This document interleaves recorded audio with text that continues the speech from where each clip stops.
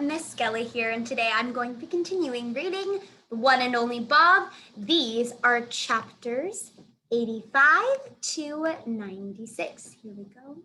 Our first chapter is called Loose. A new police officer joined us. Officer Williams, she nods at Maya. You're at the park, right? Yes, Maya. This, Officer Williams pauses. We need to get this under control, ASAP. Winds are going to pick up and we haven't even hit the eye. Storm surge could be an issue. This one's moving slow. We've got a skeleton staff here, says Maya as the meerkat attempts to eat her earring. Early reports say maybe a third of the habitats are damaged or destroyed. She shakes her head. We've got some injuries, some possible fatalities too. Human? Don't think so. Anything loose that could be a, problem? Maya presses her lips together. Yep. Such as? A couple Florida panthers, gray wolves, pythons, maybe, possibly an alligator or two. American alligators, not Chinese. I don't care if they're from Canada. If they eat people, we're in trouble. They don't. Typically, Officer Williams repeats. Well, that's reassuring. Sarah loosens her grip on me ever so slightly. Maya, she asks, voice trembling, have you heard anything on the radio from George and Julia? I keep calling, but the cell towers are down. Nothing yet, Maya says, but I'm sure they're fine.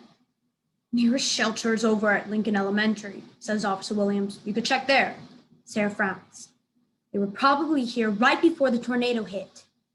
Search in the park, ma'am, says the officer. We'll find them if they're here. Everybody clear out! Firefighter with a megaphone yells from a spot near Ivan. Could be danger of more collapse. We're working on this last metal beam. I look to see if Ivan's fingers are moving. Nothing. Hold on, Ivan! I yell. Nothing. Sometimes nothing is the worst sound in the world. Ruby lets out a little elephant cry, and then I realize maybe that's the worst sound in the world. CPR. The wind dies down to a whisper, as if the world is holding its breath along with the rest of us. You have any vets standing by? Asks Officer Williams as two more ambulances screech to a halt nearby. Yes, Maya nods. Not sure when they'll get here, though. Officer Williams waves down an ambulance crew member. You ever give CPR to a gorilla? I meant a primate, I guess, he says, but he doesn't look too sure. What's going on?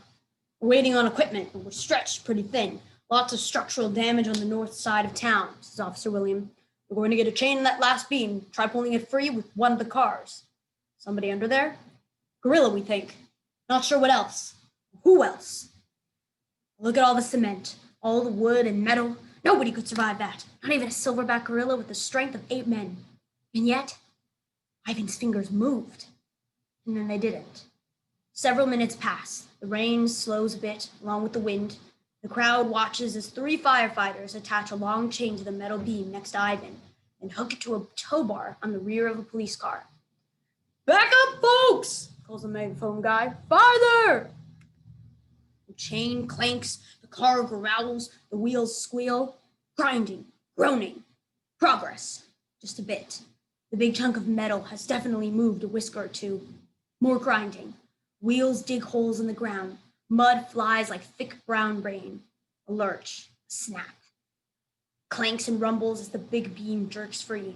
The rescue workers move in, digging with their bare hands. Cement and dust and metal and bits and pieces of gorilla world are everywhere.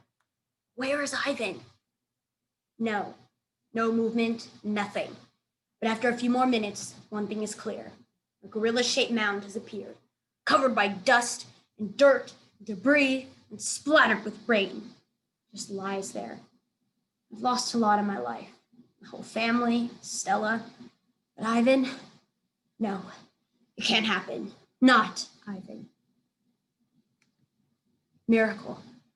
The mound sits up. Gorilla ghost. Ivan emerges from a cloud of dust like a jumbo-sized ghost. He blinks several times, coughs, shakes, stretches a little. He's holding a banana. which he proceeds to eat. Everyone, and I do mean everyone, cheers. Wolf on the run. Scramble over to Ivan and he gives me a look that says, "You're the best, Bob." "I thought you were a goner," I say, licking some banana goo off his chin. "Me too." Ivan seems a little dazed. His eyelashes are white with dust.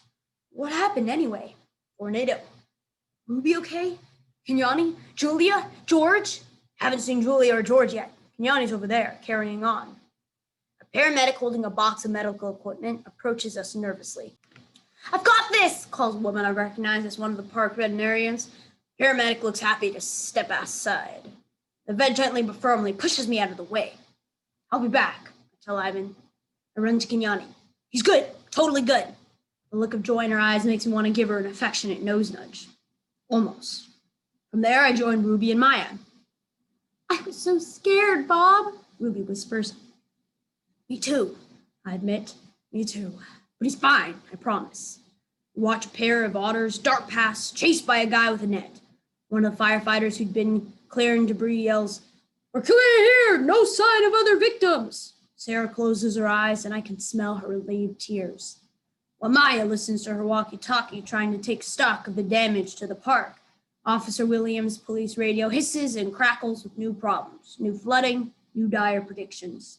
"Copy that," she says into her radio. Even with the chaos and noise, I'm close enough to the radio to catch the tiny sound of frantic barking. "We've got a unit reporting the animal shelter down the street's flooding," Officer Williams says. "Also, we've got trailer park damage on 12th Street, an oak down at Nelson Avenue blocking traffic, and a big rig overturn near the fairgrounds. And that's just for starters." Out of the corner of my eye, I notice something airborne. It's graceful and bold, like a huge wingless bird. The crowd gasps. It's Camus. He lands on the hood of Officer Williams' squad car. His eyes are glazed, his coat wet and shimmering. "We've got a IO-91 here," Officer Williams whispers into a receiver. "Confirmed. Seems there's a wolf on top of my vehicle." Slowly, she reaches for the pistol on her hip. "Please advise." Shots fired. Several officers raise their guns. The tranquilizer dart guy takes aim too. "No!" Maya yells. "No guns!" Camus blinks, eyes darting right and left, then leaps off the car with such grace and speed it's like he owns the wind. 2 shots ring out. Silence follows. "Was he hit?" someone asks. Maya closes her eyes. "I sure hope not." "I sure hope so," someone else says. Jungle. As I watched that leap, watching Camus fly, I didn't know what to think. Part of me was like, "Go for it, dude." And the other part of me was thinking, it's a jungle out there. A situation. Officer Williams climbs into a picnic table. Someone hands her a megaphone so she can be heard over the din. "Folks," she yells, "listen up. We've got a handful of animal control workers coming over, but several roads are already flooded out, and the weather guys are saying Gus is going to take his sweet time. Meantime, park supervisors call in more help, but only if your workers can get here safely." The unmistakable roar of a big cat rolls over us like slow thunder. "Any more trank guns?" Officer Williams asks the park director, who's just arrived. "3 in reserve," she answers.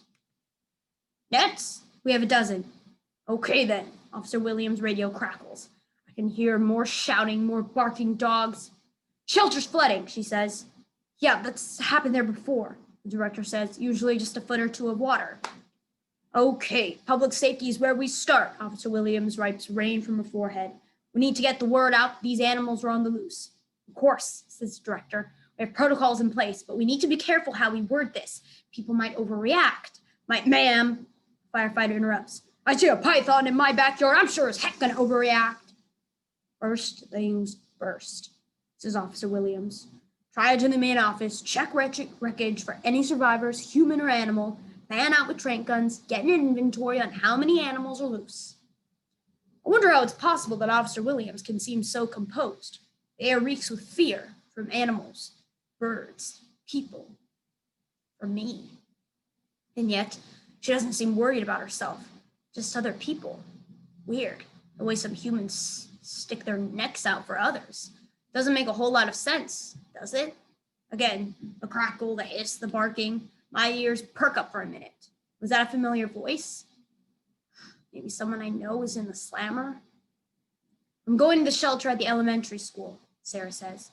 Her hands are trembling, but her voice is firm. To look for George and Julia, just in case.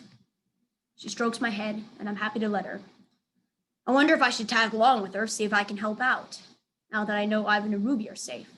Hiss, crackle, mew, bark. I hear it again. My ears go on alert. My body goes rigid. No, it's impossible. Never. Some barks you never forget. One place.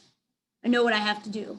Despite the turmoil all around me, the noises, the smells, the fear, the confused humans, frantic animals, despite my worry about Julia and George, I know there's one place I need to be.